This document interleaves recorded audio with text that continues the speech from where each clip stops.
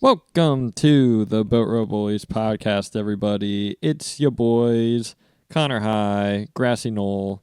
What's up, everybody? What's up? How you doing? It's good. I'm good. It's good to be back. We're in a little bit of a different setting. No Izzy this week because it's Thanksgiving week. And he works in He busy. He works in a restaurant and like a deli bakery thing, I think. And it gets a little busy this time of year with it being Thanksgiving. He's got to make those pies.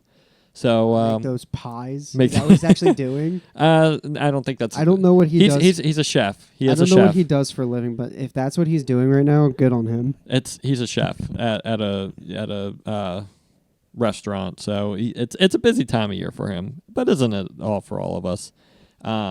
So we're in a Happy Thanksgiving, by the way. yeah. Happy Thanksgiving. Happy Thanksgiving to you guys. Normally we are in Izzy's basement, but today we're in my future daughter's room. So here we are. That's why it's pink and my live Bluey audience. So that's Bandit. That's Bingo. I think they know who That's Bluey is. Muffin. That's Bluey, and then that's Chili. So Love that show. Big fans. big fans of Bluey. If you fans. obviously if you listen to our podcast, you are well aware that we are big Bluey fans. Even though I don't even have my child yet. I like to be prepared. I like to be well rehearsed for when we get there. So yeah, we got some stuff to talk about. We got the Eagles with a pretty big win on Sunday Night Football in LA. Which is essentially a second home. It's Lincoln Financial Field out west, essentially at this point. A lot of Eagles fans travel for that game. We have some Phillies news, which pretty confident that a deal is going to be getting done for. It's significant. Yeah, It's significant. I'm news. getting vibes that the deal is probably going to get done. I don't know what direction it's going to get done. But I'm getting like it's probably getting done. Hopefully sooner rather than later, because Yeah. I'm low-key tired of waiting for news to break right now. And then Sixers, They still suck. did get a win. They did get a win this past week. On which day was that? That was Friday. So whatever day I was flying back from St. Louis. How was that, by the way? I forgot to ask you that. How was that? It was good. It was good. I did see the Arch. You did? I did. It was definitely an experience. I saw our corporate headquarters, which was like a super bougie building, and met the CEO of my company. So that was pretty cool. What else did I do? That was like the first. So I flew in. The hour time difference really threw me off first and foremost. But we flew in. I got lunch, and then the guys that I was traveling with, they went to the hotel to sleep, and I went also to my hotel to sleep, and then I was like, yeah, maybe I'm just gonna go see the Arch. So I Ubered over to the Arch, which was like 15 minutes from where I was staying, and then it was smaller than what I was expecting, believe it or not. Everybody always talks about with the Arch, they're like it's bigger than what I was expecting, but I was expecting like this to like go over all of St. Louis. Yeah. It was not that. It was or at least not like all of St. Louis, but like half of St. Louis. It was like just in a park. Yeah. So it was so cool. Don't get me wrong. It's like super high up there and everything. And I thought it was a pretty cool landmark, but definitely was smaller than what I was expecting. Not to take anything away from it. It was still pretty cool. And you got like a whole view of the city.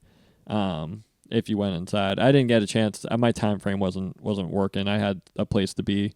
Basically, they had tours that you could go like up in the Arch and What time did you do this at?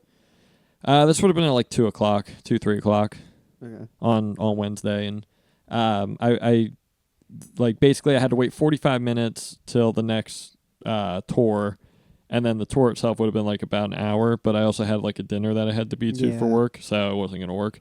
So I at least got to walk around the Arch, and it was still pretty cool. I enjoyed it.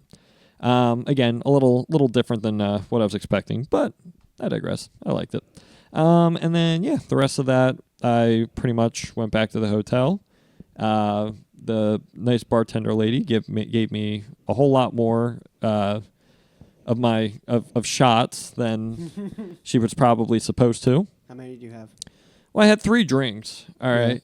And essentially they gave you like 3 drinks per night, or per meal. No, per night. 3 drinks per meal is a lot. Per night. Drinks per meal. And 5-course meal. yeah. So it was like per night. So you would go up, whatever alcoholic beverage you would like. So I was just getting Jack and Coke, and she's like, how many shots do you want, essentially? And I was like, I'll do 1, because I was just like, I want 3 drinks, I want to like enjoy my drink. And she's like, 2, as she's like pouring like the whole thing in there. And I'm like, 1. She's like, 2, 1, yeah, 1. And like the first one definitely was like, that was like 1 shot, all right? Like maybe a little bit more. Yeah. Second one, very strong. Very, very strong. And then the third one, by that point, Third one's hitting different. the third one, like I'm watching her do this thing, and it's literally like 30 or 3/4 of the whiskey and a quarter of Coke at this point. So it was just like, it was heavy. Stumbling back to his hotel room by the end of the night. Yeah, essentially. And then we went to a bar to watch the Sunday night, or I keep saying Sunday night football game. I keep thinking it was Sunday night because like my days are all still thrown off. Is that why you're so tired yesterday? No, I was tired yesterday because, that probably had something to do with it. I was tired because of the Eagles game.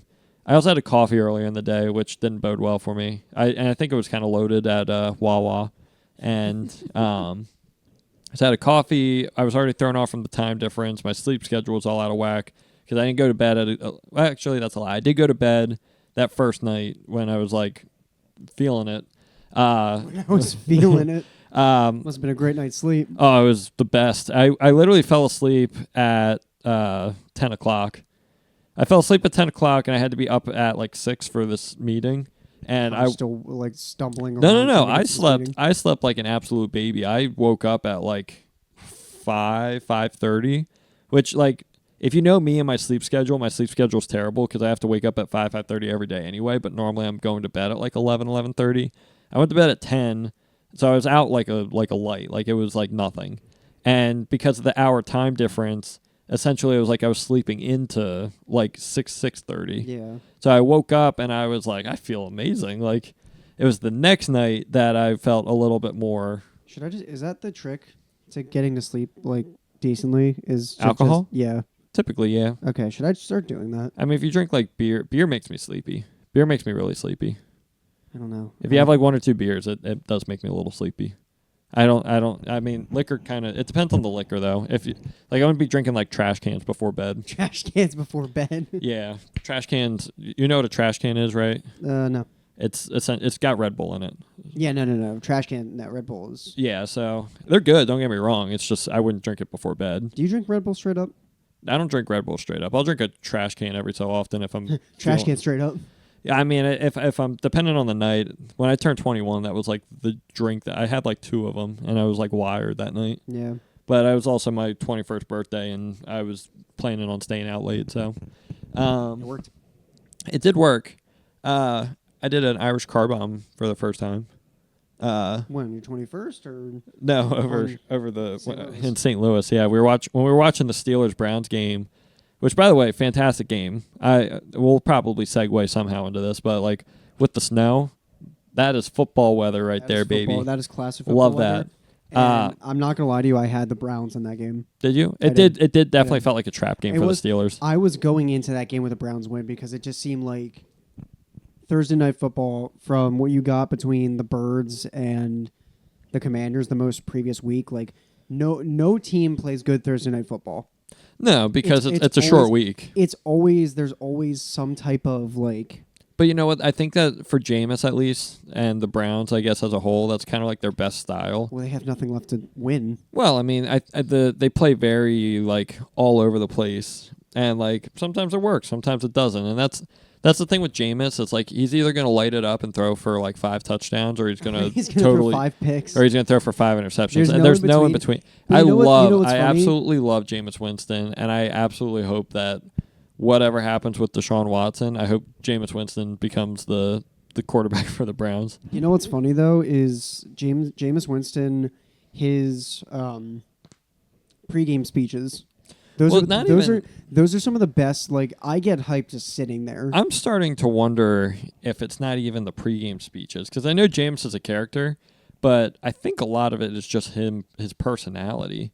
Yeah, no, he's just a he's just a lovable goofball. He is what I would call a klutz, but not actually like and klutz. I because they're doing the interviews before the game. Did you see this interview that he did? Oh, it was fantastic. He's like, they're like, what's your key to victory? He's like, I'm just so blessed that God's given me the ability to play in the snow here in Cleveland.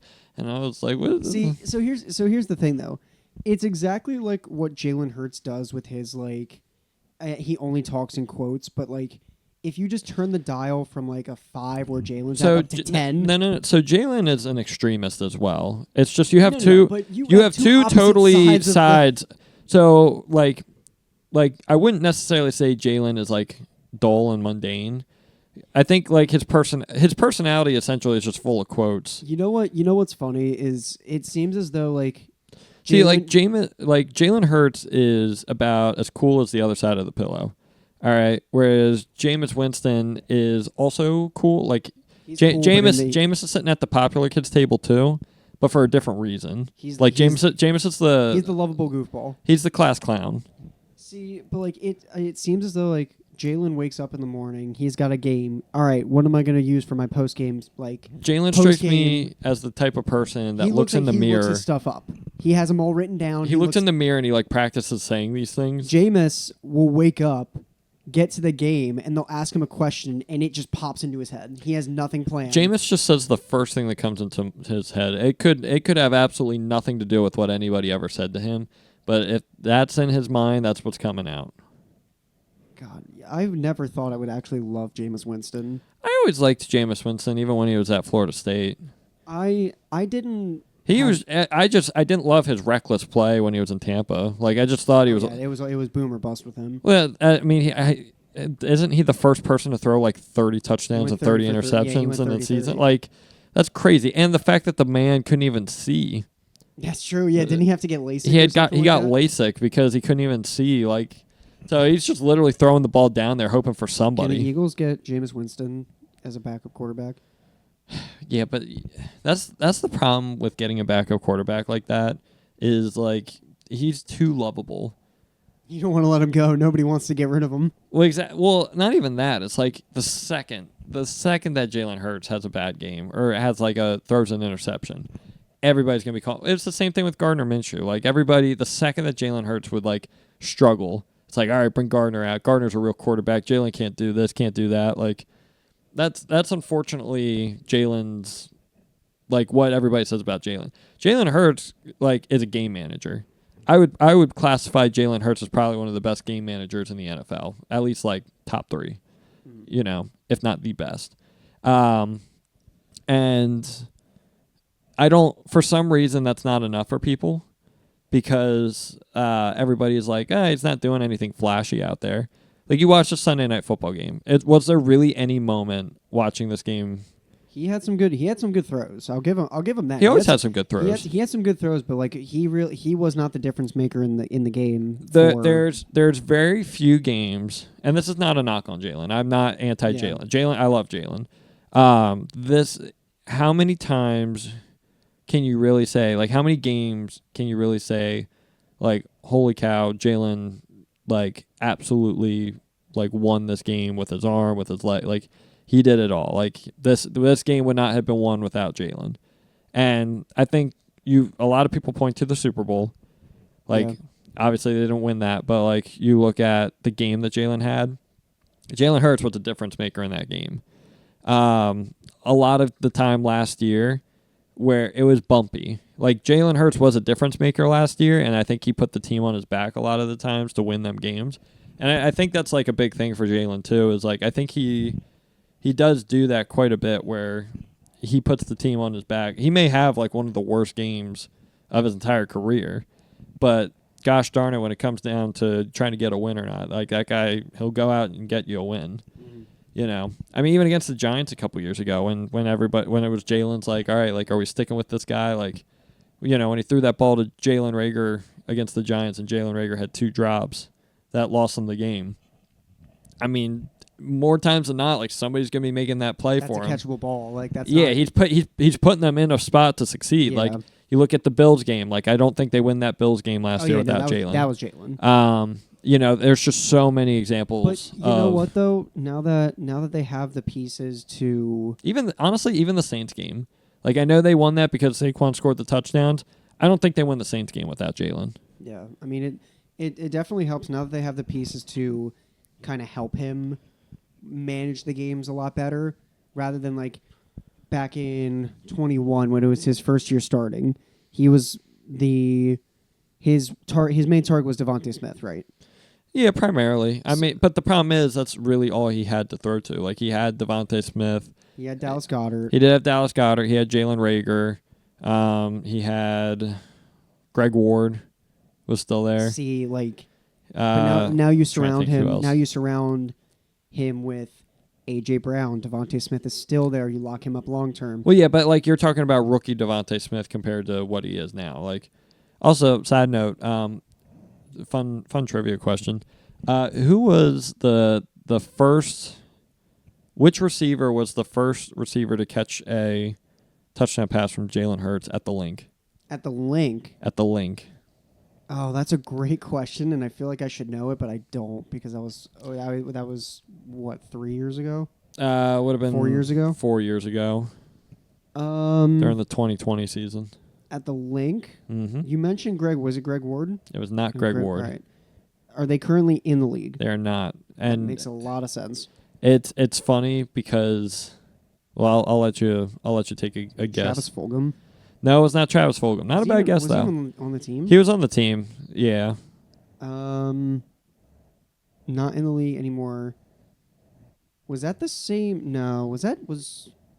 Well, I guess the first question is, do you know what game it was? No, because it was a long time ago.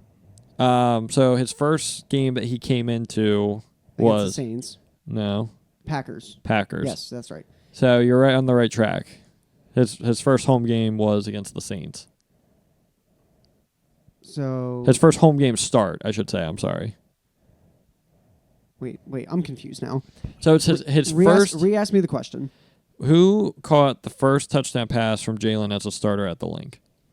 So that would have been the Saints game. That would have been the Saints game. Sorry, when you said that, I was thinking the 2021 season, not 2020 season. Well, 2021, that was his first full year. As a starter, but was it the first game he started or the first season he started? Well, his first game that he started was against the Falcons. I'm talking first game that he started as a pro in the NFL against the Saints. Against the Saints.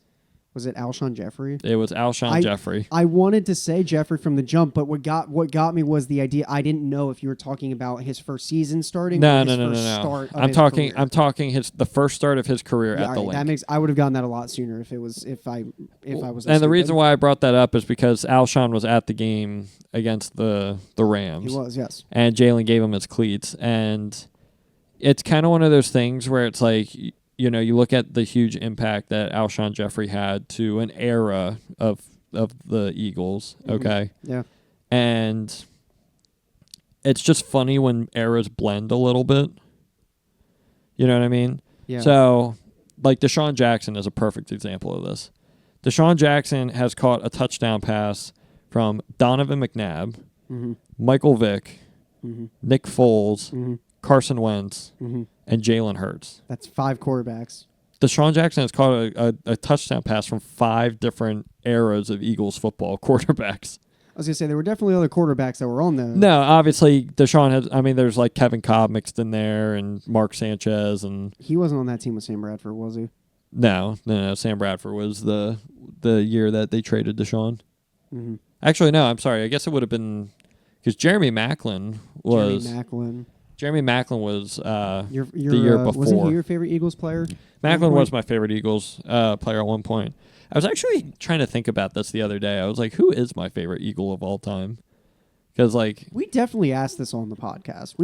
I remember doing this. No, we definitely did on the podcast, and I forget who I said. I think I had said, like, Kelsey or, like, Vic or, like... You said the obvious. Yeah, I don't know. But, anyway, yeah, I just... Because Maclin, so Nick Foles, basically what happened, it was Nick Foles with Deshaun Jackson. That was Chip Kelly's first year. And then after his first year, they traded Deshaun Jackson. Mm-hmm. or they released Deshaun Jackson. I'm sorry. And then there was Jeremy Maclin, who was injured Chip Kelly's first year, came into the second year. That was still with Nick Foles. And then I forget I think they traded Jeremy Maclin. I don't remember what happened with him. He, I think, also got released from his contract. Did he signed, get released? He signed with the Chiefs. Was Maybe either a free agent or he got I was released. gonna say I don't think we traded him. We didn't trade him. Obviously, we traded Foles and we traded Shady, but I don't ever remember trading Jeremy I think Maclin. we released G-Jack and Maclin. I'm trying to remember what was that wide receiver crew? After That he left. in Sam Bradford's first year. Riley Cooper. I do remember Riley Cooper. Not many others. I'm trying to remember who else was on that Didn't team. they make it? Didn't they make a playoff run? Weren't they the 1 seed or something like that? Who? The Eagles. No, not the last. Not with Sam Bradford. Oh no, That year was so bad that Chip Kelly got fired early. I'm thinking his first. Sorry, I'm thinking first year. No, they Kelly's were first year as the head coach. Chip Kelly's first year. They were not good to start the season, and then they caught fire, Yeah. and then sparked their way into the playoffs, and then they lost in the first round to I think it was the Saints. It Yeah, was the Saints. I do remember that game. and then they totally. That's the first game I remember actually experiencing heartache as an Eagles fan. And then they were brother, it's so It much gets worse. No, Yeah. it gets worse. But that was the first one because I remember I was like the first year I actually started paying attention to Yeah, football as heavy as what I do. I'm sorry, I don't know why I'm struggling so much to remember these wide receivers that year. I don't remember them. Um, I can't even remember what happened last year. I'm looking it up. So what was I saying? Comfortable. Sorry, my chair's comfortable. Yeah, I can tell. Um, You called dibs. I have to honor it. so they started out the 2014 season where they were like really good. I think they were like 9-3, and then Nick Foles got hurt, and then that's when they totally choked, and I think they finished like 10-6 and didn't make the playoffs. So then they're like, all right, Chip, we're gonna give you total control, and then he just totally whiffed He just and dismantled everything. Tried to rebuild it in the Oregon image. the Oregon image, The and Oregon it just image. did not work. Mm-hmm. All righty, let's see here. Oh yeah, Nelson Aguilar was on that team too. That's right. They drafted him. Yeah, they did, and remember he that. was supposed to be their big difference maker. I think 2014. I think Nelson Aguilar, if I'm not mistaken, was supposed to replace Jeremy Maclin. That was the 2014 season. I do remember that. Yeah.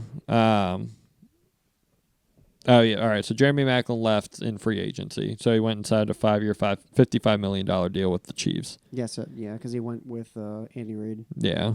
Well, no, not really. I mean, he did go with Andy Reid, but it wasn't like Reid was already gone for a couple years. No, I'm saying he went to go with Andy Reid. Yeah. Okay. So that's right. So Nelson Aguilar, Riley Cooper, Josh Huff, and Jordan Matthews. That's right. I do remember that. Jordan Matthews was supposed to be the next big thing. He was supposed to be the number one. It was the big. Well, even Carson Wentz's first year, the year after. Yeah, that was his first touchdown pass. Yeah, I mean Jordan Matthews was supposed to be like Carson Wentz's like Jerry Rice Best friend. Yeah. Yeah, he was supposed to be the next big wide receiver. remember The that problem is game. Jordan Matthews was like a prime garbage time receiver. Mm-hmm. Like he never did anything like during the most important parts of the game until they were getting blown out or they were doing the blowing out, and that's when he would do all of his damage. Yeah. So yeah. But anyway, back to the game because I'm sick and tired of talking about the 2015 Eagles.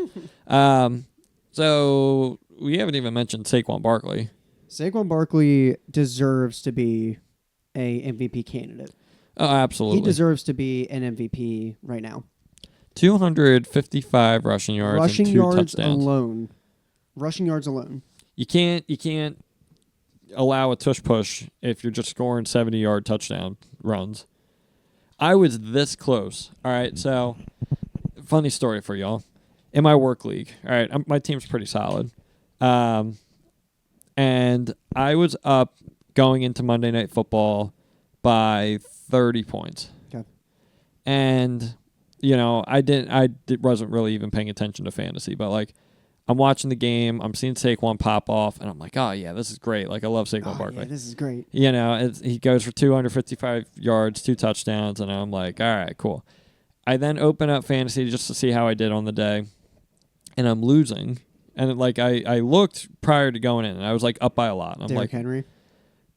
he had Saquon.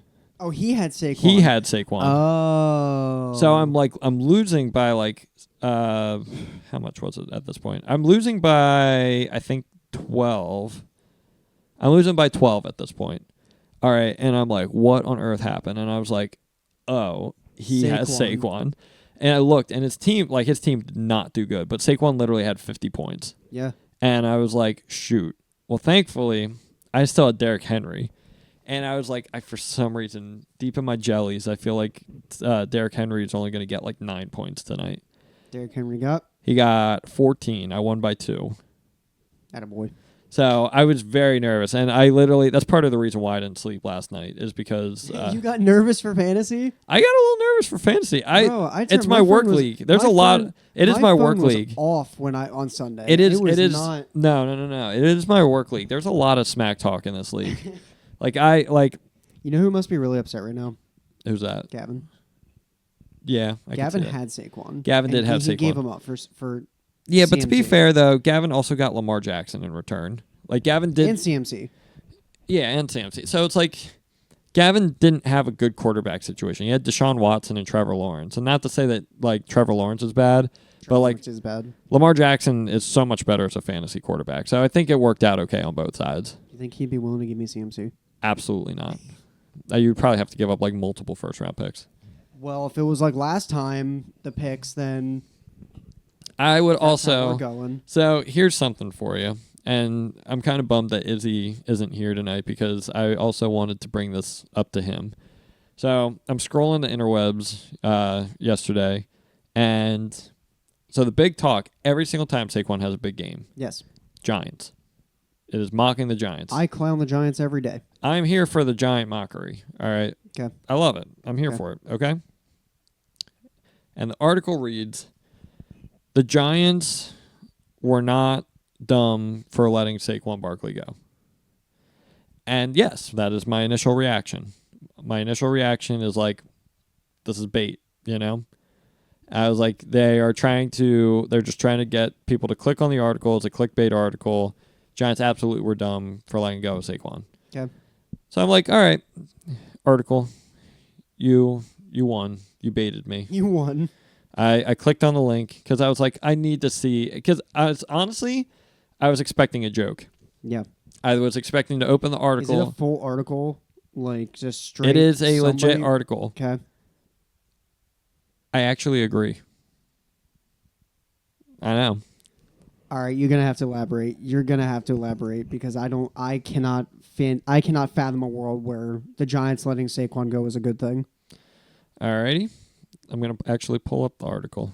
I feel like I know what the argument's gonna be. What is the argument? It's because the Giants' offensive line is so bad that Saquon's prime years were his first 2 years, and they're not gonna get much There's no value. They weren't going to get the same value this year from Saquon as if they would if he was on the Giants. I mean, you're not on a wrong track. I'll say that. Because I think so. I was talking to somebody about this, and they said that exact thing, which was like, well, Saquon with the Giants is going to be terrible this year if Saquon, as opposed to Saquon with the Eagles. It was a Barstool article, and again, Did John Gruden write it? No, it wasn't John Gruden. That's why I was expecting it to kind of be like a joke article. Also, holy cow, does Barstool post a lot? Yeah, I know they post a lot, but this is ridiculous. It was literally just yesterday. Our expectations were low, but what the fuck? Yeah, I know. And I do remember the points that the article was making, but I want to be specific because. I do agree with this take. Yeah. And again, you look at it and you think, okay, there's no shot. This is dumb. But again, I'm like, okay, I actually don't disagree. So sorry, I literally been scrolling for 2 minutes, and I'm still trying to find this article because they post so much. All right, here we go. Giants weren't dumb to let Saquon walk. Okay. Okay. Sorry, I just watched this video of the Kung Fu Panda breaking somebody's ankles and then hitting the gritty. Interesting. I have Okay. it right here. All right. So why was, and I'm going to even give credit here to Ken Jack, because he's not even a Giants fan. I was expecting to be written by a Giants fan, just complaining, but apparently he's not even a Giants fan. Yep. Okay. Why was it right? Why was it a right decision to let Saquon walk? Yep. It's simple. The Giants were not competitive as structured, and Saquon did not change that. Making him the third highest paid running back in the league would put them right where they were last year. They have a bad offensive line. They're 21st in block win rate, 19th in run block win rate. They have a bad defense, and they have a bad receiving core. Saquon is a luxury, not a foundation. Okay. Okay. But Saquon is doing so well. Well, yes, he went from a horrible, dysfunctional team with a terrible offense to a top 3 offensive line in football, complemented by a good quarterback and one of the best receiving groups in the league. Going to the Eagles would not be a downgrade for any active running back in the league. This is like being surprised an aluminum bat makes a bigger difference in the hands of Aaron Judge than it does in the hands of a coughing baby. Okay. But the Giants decided to pay Daniel Jones instead of Saquon. Mm-hmm. Right? This is untrue, he says. All right? Just go look at the money they spent in free agency. It was never a this or that situation.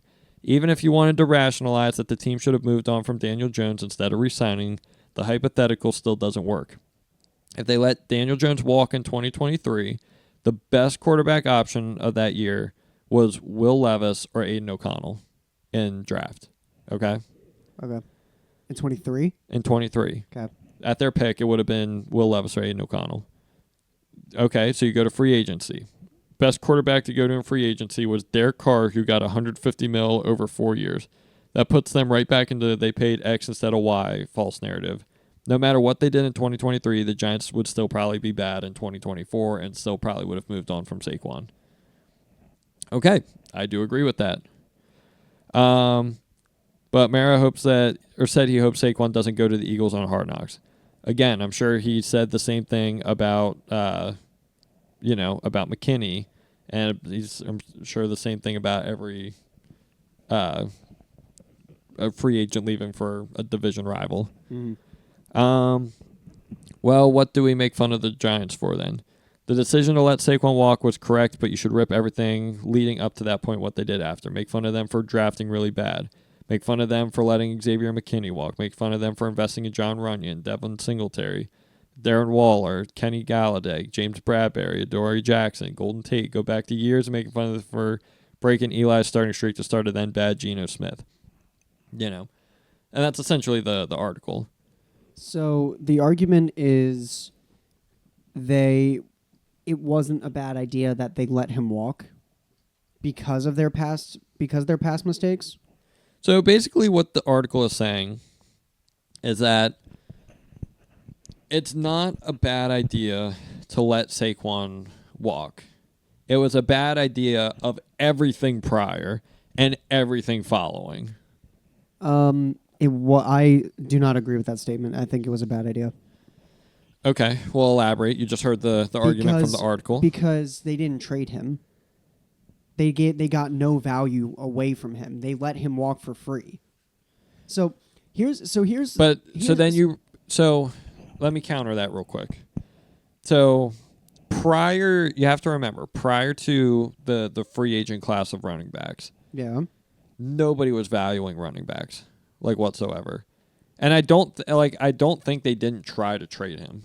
But think about the value that you're even getting for. But he is a 27-year-old running back. And I will counter that. Any value at any point is still value. Because say... So what, you're going to trade a 6th-round pick for him? It's the 6th-round pick that you don't have. Because then you can flip that into something that you can get higher. So essentially you're going to pass on the opportunity to try and sign him. No, I see, but here's the thing. It's not like they tried to pass on the opportunity because they were at least...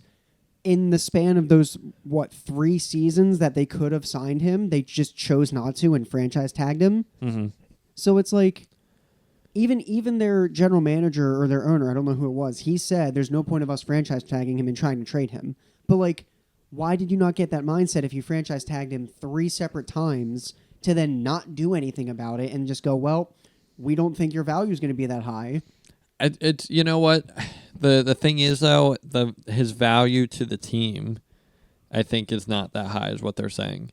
But like, And again, I think part of the article is saying is like Saquon is not, because of all the issues that the Giants have. Saquon is not going to be the difference. Like Saquon's not on defense. He's not going to be the difference maker, but a team can use him, and that's the thing about any player on a roster is anybody can use any player. So the idea is if you don't value Saquon that highly and you franchise tag him, and during the season, it's not even like they sold or anything like that. The deadline, they just chose not to do anything about it. But let's kind of remember who Saquon Barkley was prior to the season. Saquon Barkley was a guy was the offense. He was the offense when healthy. When healthy, yeah, but they didn't. But the problem was Saquon was hardly healthy.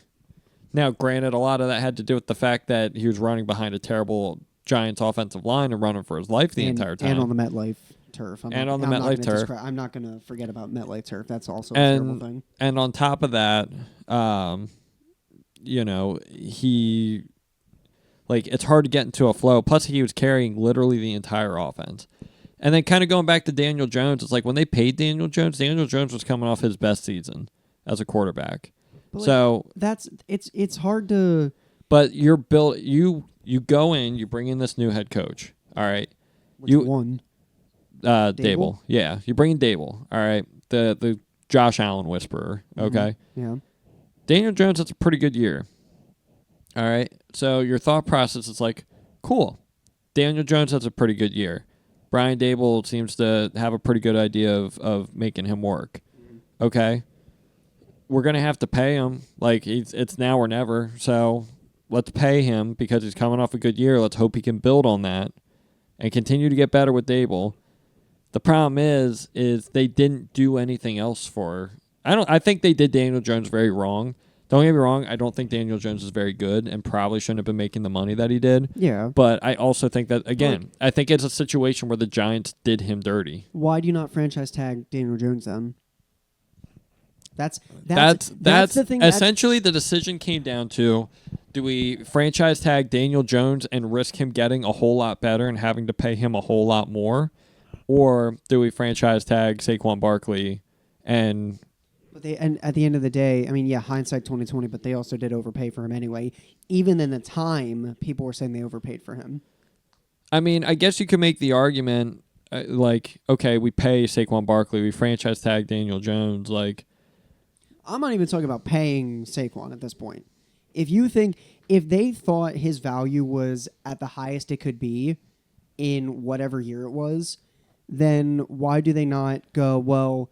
because they're making a playoff push, right? After that, what are they doing? What are they supposed to do?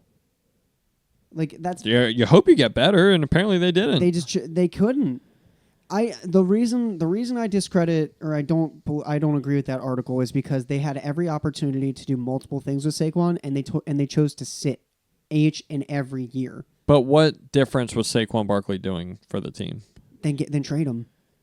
Then trade him or But again, I'm sure they probably explored that option, and I'm sure they probably didn't like what they were getting back. I mean, you put him in a position where he gets franchise tagged 3 times, and you pay the quarterback. Like, yes, quarterback's an extremely important position. That's fine, but like, it's different than having, the entire offense is your running back. And the thing, though, with the Giants is when the Giants were at their best, when Daniel Jones was doing great, Brian Dable was doing great, Giants were doing good, they made the playoffs, Saquon Barkley was the focal point of that offense. Mm-hmm. Okay? Like, he was the one, but again, it was a healthy Saquon Barkley. The second that Saquon kind of got banged up a little bit, the offense goes away. That's when the offense started to struggle. Which then it kind of proves the point of then why would you not pay him? Because again, you're paying him, relying on him to be healthy. And again, the question marks on Saquon Barkley were, can he stay healthy? Which to this point in his career, he had not been able to. Again, this is not at all. Again, I'm not throwing shots at Saquon. I'm not throwing shots at Jalen. I'm not throwing shots. The only team I'm throwing shots at are the Giants, because the Giants are a terrible run organization. I have always said, and I know this sucks because we started this podcast this year, so I can't really he said this, yeah. But I have always said that Saquon Barkley is one of the best running backs in the league, but it's not his. I say it's not really his fault that he keeps getting hurt. You could always say that Saquon was a freak of nature talent. He's always been a freak of nature talent. What is the difference to me though is you put him with a really good team, and I even said this before to a guy that's like, well, Saquon's just going to get hurt, and I'm like, Saquon's not going to get hurt because look at who he's playing with. I said you can put him again in front of the Giants' offensive line, who I couldn't even name a single Giants offensive lineman, and then you put him with the Eagles' offensive line. The thing with Saquon is the 2 big touchdown runs. I don't even think he was touched. No. I mean, both of them. And that is exactly why it helps out to have that offensive line, because you see Dickerson, who's the pulling guard. Mm-hmm. The pulling guard cuts up field and gets that key block. All Saquon has to do is just choose a side. Well, and then Judge, what he does is he cuts on a dime. He is somebody that juke that that's on what I'm saying. The first one. When Dickerson made the block, and all he has to do is just stutter step left, jump right, and he's free. Yeah, and he just does it so quick. It has been such a joy to watch Saquon this year. It's a lot different, and I said this because he made the claim. The guy in the article said, put any running back in that Eagles team. I don't agree with that statement because I think I actually do agree with that. I do not, because I think DeAndre Swift last year was a lot different running back than he was with. I think Lions DeAndre Swift was a much better running back than Eagles DeAndre Swift. I think the problem with DeAndre Swift last year is they couldn't keep him on the field because he couldn't pass block. It's also the same thing with Miles Sanders that I saw. Is Miles Sanders was very indecisive with when he ran. Yeah, but he would wait for something to happen, and when nothing would happen, he would just stand there. Yes, but you also just named 2 running backs that had career years under the Eagles. And did DeAndre Swift have a career year with the Eagles last year? He rushed for over 1,000 yards. Yeah, did he? He did. I feel like he had a much better few years in Detroit than he did with the Eagles. I mean, he may have been more electric per se with Detroit, but that was also because he was sharing the load. Anytime he stepped on the field, whereas last year, I mean, he was also sharing the load last year, but again, I think teams were kind of okay, well, he can't pass block, so he's probably running, or he's just out there for the sake of being a decoy, so. Which it definitely does help to have Saquon as a good pass blocker too. Well, Saquon does both. He does both really well. He's very good at. He does all 3 things, I should say. He runs well, he pass blocks well, and then he catches well. Yeah, I mean, I've always been a very big fan of Saquon. When he was in the draft in 2018. I was dreaming of scenarios where the Eagles traded up to pick him. And obviously that didn't happen, but and even with the Giants, I always like Saquon. Obviously he's with the Giants. I don't like the Giants. I felt bad when he was drafted by the Giants. I didn't feel bad. I honestly actually thought he was the one person that was actually going to be able to help that offensive line, because they drafted him with a terrible offensive line, right off the rip. Yeah, he was supposed to be the guy that doesn't matter who's in front of him. But that's the thing. He's going to make a difference. But the thing is too, though, when he went to Penn State, that offensive line wasn't that great at Penn State either. So it was okay, well, you're not playing with a great offensive line at Penn State, and you're the best running back in college football. You're going to the Giants, where they've got an also not great offensive line. So the thought process is okay, he'll still be the best running back in the NFL. Yeah. Which he was still very good, don't get me wrong. It's just, I think you can only take so much of a beating before the injuries start to catch up to you a little bit. That was my argument. That's my argument, which was you put him. He isn't in a position where he has to consistently take a beating every single play because the offensive line helps him out a lot. Yeah, no, they do. They definitely do. That was my major argument when people were saying that he was going to get hurt, and it's like he's not, because he has decent players on that line who are going to help him out a lot better than what the Giants can do. Yeah. And I think the funny part about the Eagles game on Sunday, which we haven't even talked about the defense. I mean, the defense had another phenomenal game. Like, I cannot say enough good things between Jalen Carter, Milton Williams. We haven't talked about Brandon Graham. That does make me a little sad. He had a great game. He had what? 2 sacks, 3 pressure, or 3. I think it was the 1 sack, 6 tackles, like a bunch of pressure, game. like, and then like in the game he goes and he tears his triceps. And it's not even like he tore his like he got chipped, which makes it even worse because it was a contact injury. Yeah. So it's not even like it was his like a non-contact where his like leg just gave out, or he just had something tear in his, like somebody did it to him. I absolutely love Brandon Graham because he is like the perfect. Like, you talk about He's the perfect leader on that team. Not even leader, but you talk about like a dude that like knows what it means to be an Eagle. Mm-hmm. Like, you know, I think Fletcher Cox, I think he knew what it meant to be an Eagle. Jason Kelsey, like, you know, Brandon Graham absolutely belongs on that list. Lane Johnson as well. Like, when I think of like an Eagle, I think of like a Brandon Graham, because Brandon Graham got drafted and nobody liked Brandon Graham. Mm-hmm. Everybody was very critical of the pick. And it's not like he really came in and was like, he proved everybody wrong right off the jump, because he didn't. I think he did struggle his first few years, but he came in, he put his head down, he went to work. He did whatever the team asked of him. Like, he became an outside linebacker when they shifted to 3-4 under Bill Davis, which I know a lot of people that want just. I can't keep talking about the 2015 Eagles.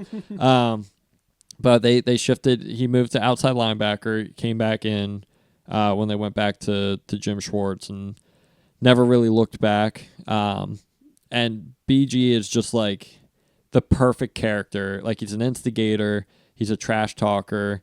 But he's incredibly lovable too. He won our first Super Bowl. Like, if it not for Brandon Graham, I don't know if we win that Super Bowl. Yeah.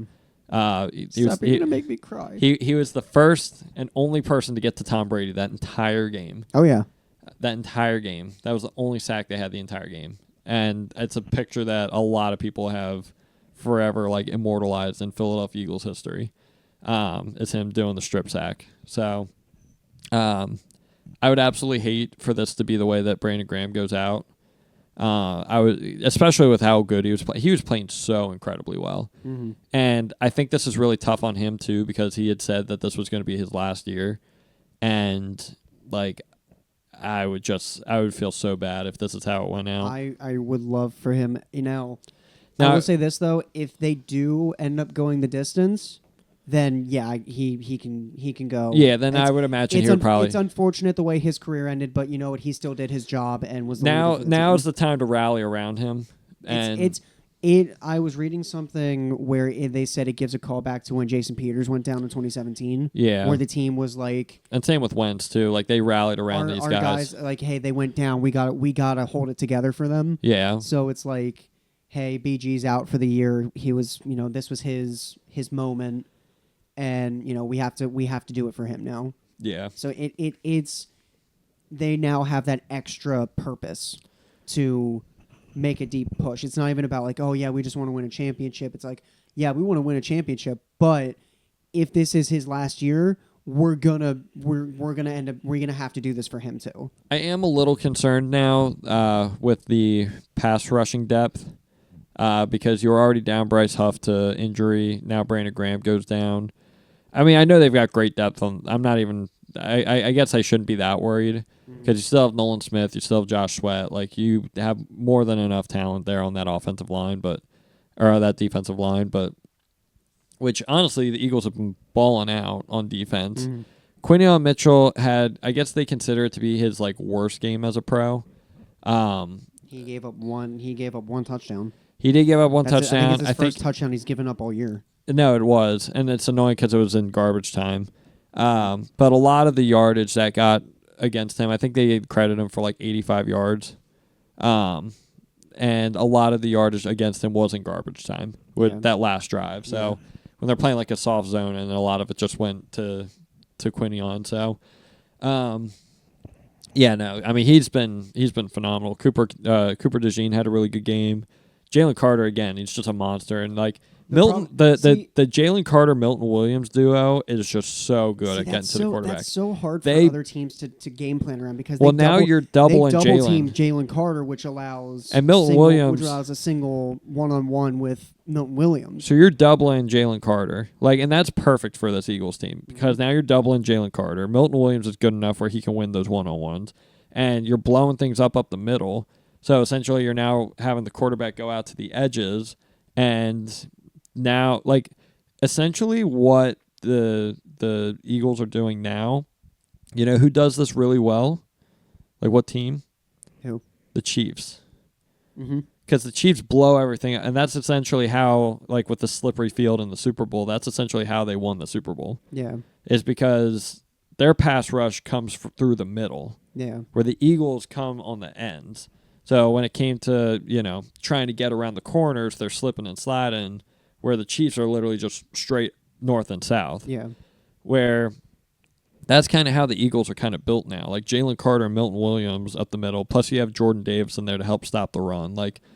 It's all up front now. Yeah. And then now it kind of helps, too. You've got the linebacker play to kind of carry you a little bit. Yeah. The Kobe Dean had a great game on Sunday. Mm-hmm. Zach Bond wasn't as mentioned, but he still had a really good game. So there is one certainty the Eagles have on defense, and that is no matter where they're at, no matter who they play, Darius Slay will leave the game with a some sort of injury. Time. If there was a betting to be placed on can Darius Slay make it out of the first drive without some type of injury, I would throw all the money on that one because how many games in a row has he left with the first quarter injury? Yeah, it's been a lot. And it's not even necessarily his fault it's either. It's either an ankle, it's a wrist, it's a concussion. It's just every single week, and I get to the point. Seen a lot of Isaiah Rodgers. I'm getting so tired of it's unfortunate he can't do anything about it, but I get to the point where I look at that and I'm like, how many times have they what you doing, buddy? And just look at that and go, how many times does he go down with an injury in a game? A lot. Oh, it's so many times. It just made me lose my train of thought because I'm watching you fiddle with the microphone. Sorry. Yeah, my microphone disconnected there for a sec. I don't know what time we're even at right now. We are at 52 minutes. I know, I see that. A lot of Eagles talk. I mean, granted, we did talk about a lot of other stuff though. I mean, it does make sense. I mean, it is football season, and anything to help avoid talking about the Sixers. So let's not. We'll save the Sixers talk for you and Izzy because I mention it every single week. I don't watch the Sixers that much. Remember before we go into Phillies, I assume, I have some news that is WWE related. Oh gosh. I know we said we would not be mentioning any more WWE, but how do we go to WWE? I was getting ready to talk about the Sixers. Oh, well, let me get my thing in because it's not that okay. long. On Saturday, where I work, we hosted a Comic-Con convention, and for some reason, they had former wrestlers there. Okay. And I happened to bump into, as in he walked up to the place I was working at, and he ordered from us. So I met a former WWE wrestler. Who's that? He was named Devon Dudley. Now, I thought you were going to say Stone Cold Steve Austin. No, if it was Stone Cold Steve Austin, I would actually... unfortunately for me, I was I was not sure if it was actually him or not because it sounded like him and it looked like him. Yeah. But I just wasn't it wasn't clicking in my mind oh, that's definitely who I think it is. Yeah. Until somebody walked up to me and goes, you know who that is, right? And I'm like, yes. And I chose not to say anything because I didn't want to be rude. Yeah. So I felt bad because I didn't say anything, but also at the same time, I felt good because I let him do his thing. Yeah, I mean, I'm sure celebrities kind of like that a little bit too, where I was like, where not every 2 seconds somebody is like, "Oh, you're so and so." Like it's like, "Yes, thank you, I'm aware of that." I was going to ask him, be like, "Are you?" But I didn't want to like just assume. Now, granted, though, I think it's on a different level with that because like he's there for meet and greet. It's well, kind of his, not it's kind of necessarily his thing. not necessarily that, but like I guess like he's maybe not as well known. Like he like in the wrestling community, In the I'm wrestling sure community, he's one of the most famous people ever. I'm sure like to like an average Joe like me, I'm sure You have just no clue be who- like, yes, just yeah, it's Joe another guy. Schmo, you know, like. And I really felt bad for myself because I was like, oh, I should have said something. I wasn't even gonna like ask for anything. I just be like, are you? Oh, that's awesome, man. Cool, good for you. Like, great for you. Enjoyed your career. Big fan. Whatever. But like, part of me is also like, yeah, it probably like is better that I didn't say anything. Yeah. Because like there was nobody in line. I could have said something and I could have assumed, but like in my mind, I'm like, but what if you're wrong? And I mean, you that's just fair. confuse a random stranger for this very famous person in the wrestling community. My favorite, there's a lot of lookalike competitions out there right now. I don't know if you've been paying attention on social media. Kind of. I love the best one that I saw was the Jeremy Allen White one. That one was pretty good. Yeah. Some of them were just kind of random. It's like I don't know. There's a couple random ones out there. I don't have any that come to mind right Do now. you But remember when we went to the Phillies game with it was me, you, Gavin, and Dad, there and people. and a lot of people would like look at Gavin and then shoot their head back, thinking it was because Gavin, when he wears his hat and has his beard long, he looks like Bryce Harper. He does look like Bryce Harper a little So bit. Yeah. people would like look and then they'd like do a quick glance and be like, "Is that?" And, oh no, that's not. Like, it's the beard. Yeah. It's definitely the beard. It looks a lot. Well, look a lot they similar. have very like similar beards, like the way that it's kept and everything, and you know, so it was funny. That was my one tidbit of wrestling talk for another few months. We'll get there we'll get there eventually. You just have to sneak it in when Izzy's not here. What? It isn't like he's gonna care. So Sixers. I was gonna say I guess Sixers. Jerry McCain looks like a stud. Jared McCain, I have nothing but good things to say about Jared McCain. From what I've heard, he is on a 20-point game streak. He only had 18. Never mind. Last Again, game shows against how the much I know. Clippers. But he's still like he didn't shoot the ball well, but it was one of those things where it's like, yeah, he's not shooting the ball well, but he's still doing a lot of He's other things. facilitating. Yeah, he's still doing a lot of other things that are really good.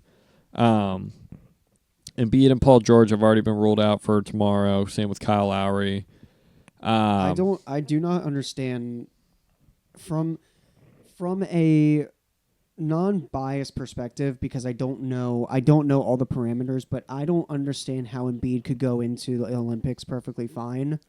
He was not perfectly But fine. I don't know what the difference is though. he was played. He was not perfectly fine during the Olympics. Played though. I don't get it. Like he played every game that he needed to in the Olympics, and then once he gets to the season, I don't know. I don't get it. Well, so But like what I'm wondering is why is it that he went to the Olympics and he did his thing. There was I didn't hear anything about a knee.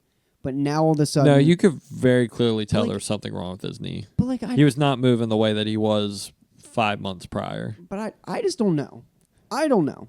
I'm not bashing Joel Embiid because I love Joel Embiid, but like I don't get the whole like There's a part of it that is precaution, and then there's a part of it that, at least this most recent one, they did find swelling in his knee. Okay. So the second that you find swelling in his knee, it's like, whoa, hold on here. So let me ask you a question.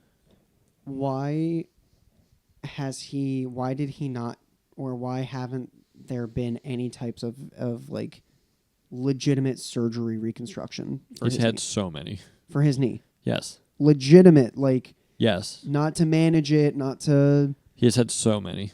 for this one injury. For his knee, yes. For this one injury, his meniscus. Yes. I don't get it.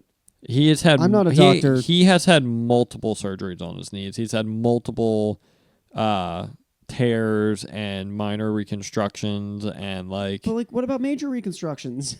he's had that too. What is the minor thing? Just give him the full reconstruction, tear it, and then fix it. But you have to think, and somebody brought up a good point with this too, because I don't follow Twitter doctors, but they always seem to pop up.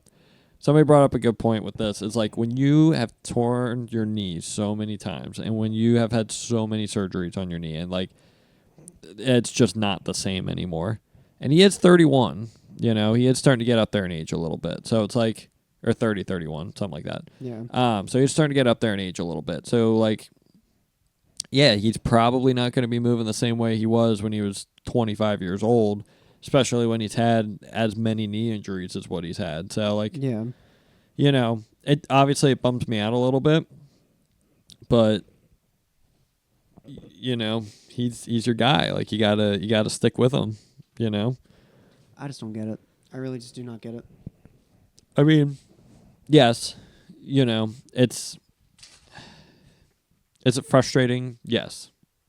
Do I wish that he would not have knee injuries? Yeah, absolutely. That's just unfortunately the name of the game. And it's like, again, like there's swelling in his knee. The goal is to get him to the playoffs healthy.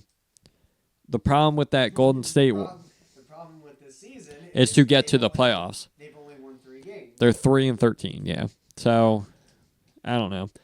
They just gotta be careful, and there's two different sides of the careful right now, which is not at all what I think they were anticipating. They're careful originally. Their plan was okay. Embiid, we're gonna load manage you as best we can. Tyrese Maxey, Paul George, guys are gonna carry the team. We'll be like I'm sure they probably anticipated being at least like 8-5 right now. And that's just not the case. Just for whatever reason, they're not guarding the perimeter well. They give up a ton of threes. They're allowing a ton of second chance points. Their rebounding has not been good. It just feels like another year, same old, and this year just feels different because we're losing a lot more. So I don't know. Again, they're putting a lot of faith in Jared McCain to essentially carry the offense, and like Tyrese has looked good, but then it also not so much at the same time because weirdly enough, Jared McCain actually has a really good mid-range game. Mm-hmm. Like he gets to the line and like he's got that good mid-range jumper. Yeah. Whereas like Tyrese obviously is like a really good at like kind of creating his own shot, but I don't know. It's just weird because it's like they're two very different types of scorers. So I don't know. I'm just hoping that they turn things around here sooner rather than later because it is painful. They played right before the Eagles on Sunday Night Football, and I couldn't make it through the game. Like it was just so painful to watch. They were down by like 20, and I was like, I have other things I can do right now. Mm-hmm. So I had to stop watching because it was just making me frustrated. I'll probably be back watching again tomorrow night when they lose to the Rockets because Embiid, George, and Lowry aren't playing. But hey, man, it's what we do. It's what we do as fans. It's a life as a Philadelphia fan. It really is. Suffering it, and it never changes. It really is. So let's talk about the Phillies. Let's talk about the Phillies. This is probably the most intriguing section to talk about. I'm not gonna lie to you. I'm very. I did enjoy talking about the Eagles, though. Yeah, but I'm intrigued about what the Phillies are gonna do because there are multiple reports out there that they are interested in Alex Bregman and Willie Adames is his last name. Yes. I don't know how to pronounce his last name. You can hear me trying to open candy right now. They can exactly hear you because that is really close to the microphone. That's why I put the microphone like down. So basically, rumor has it that they are interested in both Alex Bregman and Willie Adames. Perfectly fine, right? I am also hearing some rumblings that they are either, we don't know because they're either keeping it very quiet or it's not true that they are in on Juan Soto, but to the extent as compared to these other teams, we don't know. I have heard rumors that they are heavily invested and there's mutual interest of, hey, I'll listen to an offer, I'll listen to your meeting, we'll figure it out. And I've also heard, hey, I'm willing to listen to an offer or meeting, but I'm obviously gonna do what I'm gonna feel as though what I need to do best for me. So the Juan Soto thing is up in the air right now. If they're interested in Bregman and Adames, I'm basically saying, you know what, Soto isn't happening. Well, yeah, I don't think you have enough money to dish out all you that. You can't dish out three contracts of that stature. And I mean, at this point, say in the MLB, it's basically fuck money. It doesn't matter, but yeah. Still, between that and now, rumor has it that there have been ongoing talks between the Phillies and the White Sox, including Alec Bohm and Justin Crawford for Garrett Crochet. Which I really love Justin Crawford. I would not want to deal Crawford because it seems as though he is rising through the ranks pretty quickly. He's good. I mean, just from what I've even seen from him in Double-A, like I have a feeling here's what I'm thinking is if we get news that Alec Bohm has been traded to team to be named later, done deal.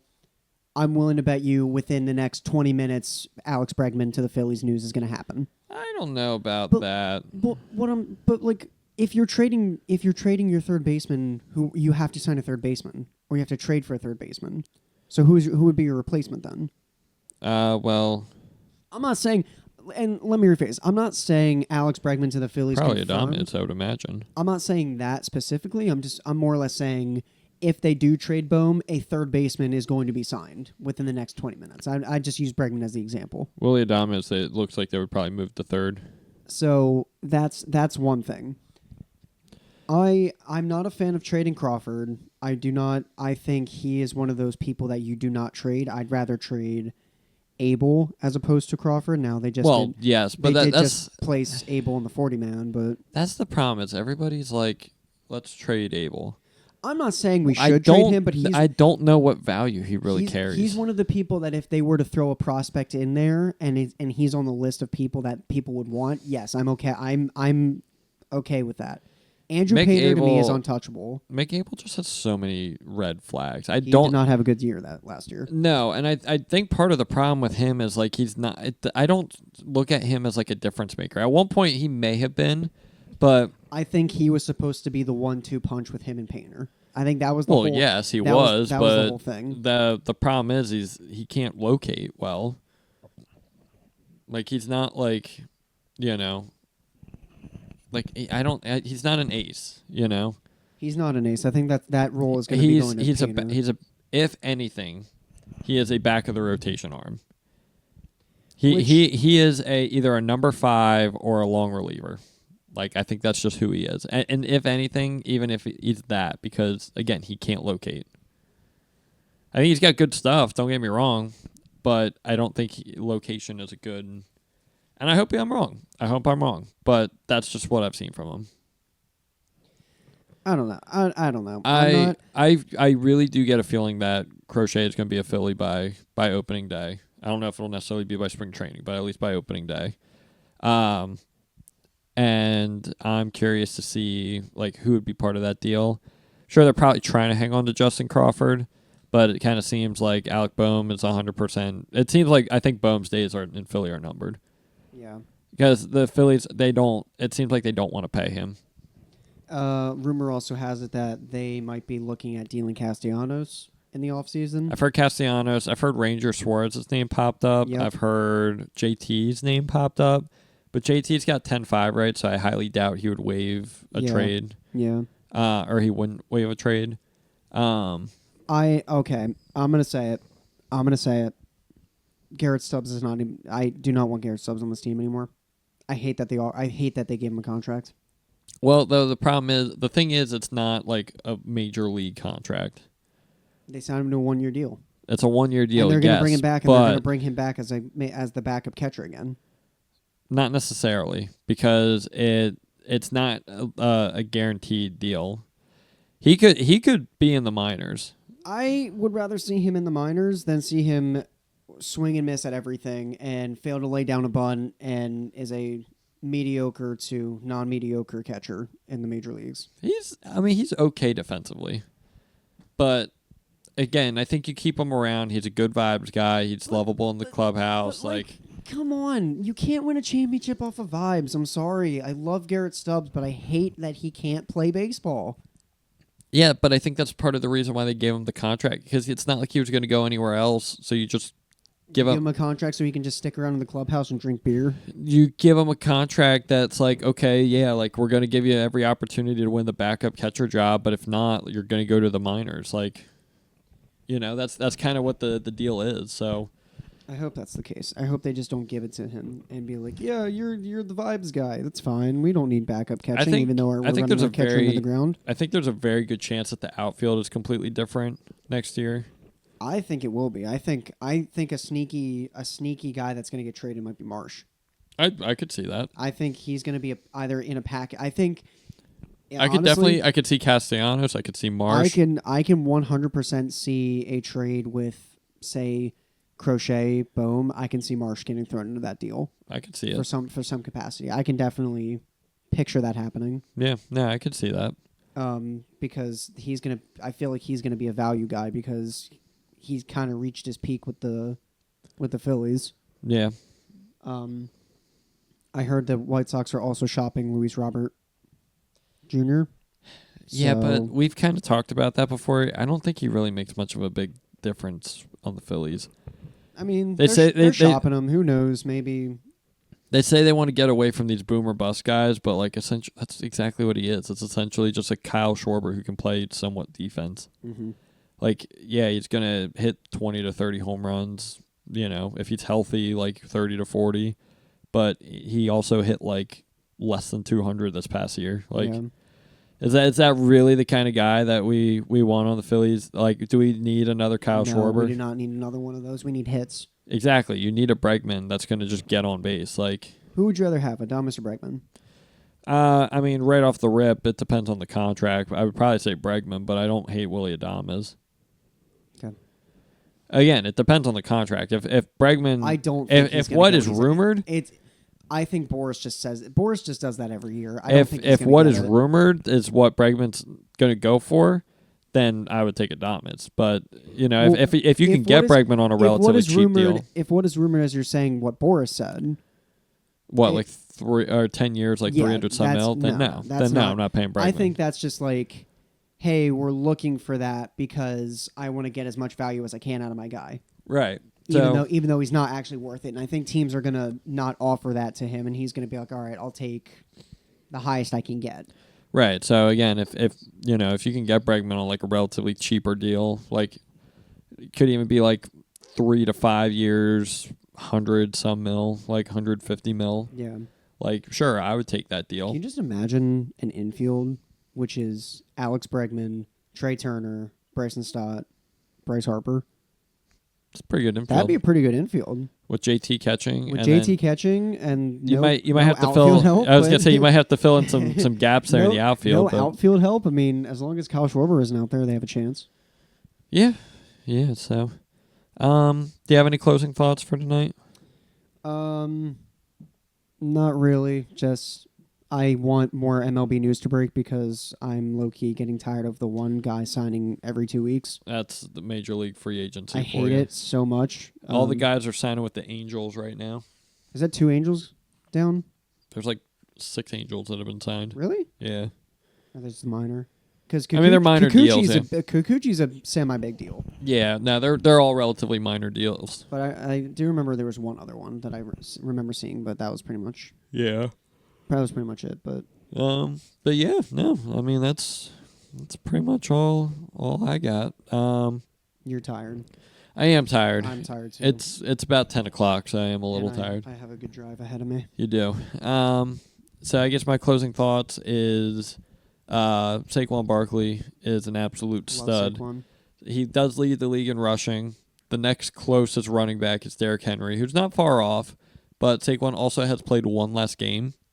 So, and then the next Saquon. So second place and Saquon, is not a big gap. It's probably like anywhere from like 30 to 50 yards. Can I just say one thing? But real quick before you do, you know the next biggest gap between Saquon and third place? How much? It's like 450 yards rushing. Like, that is absolutely it? bonkers. It's Josh Jacobs. Okay, yeah, I can see that. Which is funny because the top three running backs in the league were all running backs that were trying to get paid last year and didn't until this past offseason. Mm-hmm. And now they're the top three rushers in the league. Yeah. So I just thought that was funny. Can I just say, congratulations, shout out Saquon Barkley for breaking the single game rushing record.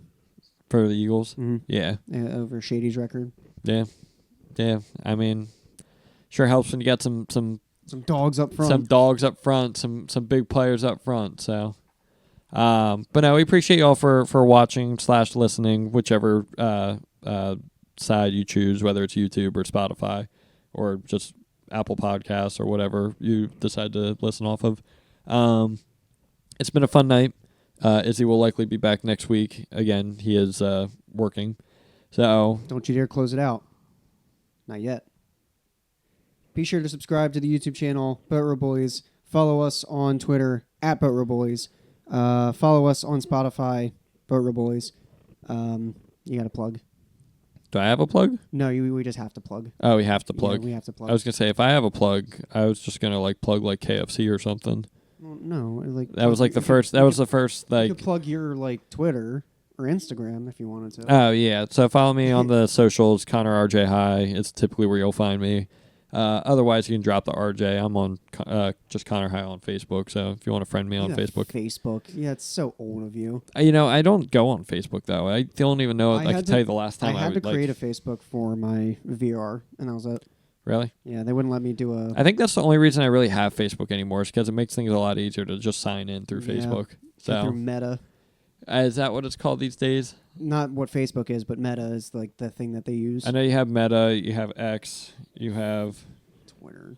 It's still Facebook and Twitter in my mind. But anyway, that's enough of the whatever social media wars there is. Like and follow, subscribe. Leave a comment do that. if you want to. Leave comments. They could be hateful or helpful. I was going to say they have to be nice. They could be hateful. Okay. Well, don't be hateful about us. Be hateful about Philadelphia. Be hateful about me directly. Yeah, don't be hateful about me. I'm sensitive. I can take it. Yeah, with that being said, we hope you all have a wonderful Thanksgiving. Spend time with your families, your loved ones. If not, spend time watching football. Hate Dallas. Yeah. Hate watch the Cowboys. Honestly, you know what? Maybe try and spend some time with your family instead of watching the Thursday night games or the Thanksgiving games because they're always fun. I don't know what you're talking about. They're not good this year. They're not good, but they're I like watching not good. It's you football. have Lions Bears, which that's going to be a barn burner. Yeah, Lions. You have Cowboys and Giants, which is also going to be a terrible game. Going to be terrible. The best game of the night is the 8:00 game, and that's an easy win for the. You have the Dolphins and Packers. Easy win for the Packers. Who two like mid-tier teams. Yeah, this is a very odd schedule. So, and you want to know what the icing on top of that? Who on earth decided that it would be a good idea to put the Chiefs and the Raiders on Black Friday? On Black Friday in a God, primetime game. Chiefs versus Raiders. It's because of the rivalry. What rivalry? I mean, that's a pretty significant rivalry. It's a one-sided rivalry right now. It's a one-sided rivalry, but the Raiders are terrible. They hate each other. I mean, that's kind of why they did it. The Raiders are terrible. So you know I what? agree. It should have been like... Go spend time with your families instead of watching football this weekend, and then save it for when the Eagles play the Ravens because that's going to be the best game. That's going to be a good game. That's going to be a good game. I'm surprised that one was not flexed into a primetime slot. Battle of the rushing yards. It's a battle of the running backs, battle of the... I mean, the teams... I know I could keep going, but the teams are so similar in how they are built, but at least on offense. Eagles definitely have the edge up at wide receiver. Obviously, A.J. Brown and Devontae Smith are better than Rashad Bateman and Zay Flowers. Yes. But they're two very similarly built teams. But again, we'll touch base on that next week when we talk about that game. But in the meantime, we hope you all have a wonderful night. Stay beautiful, y'all. Bye.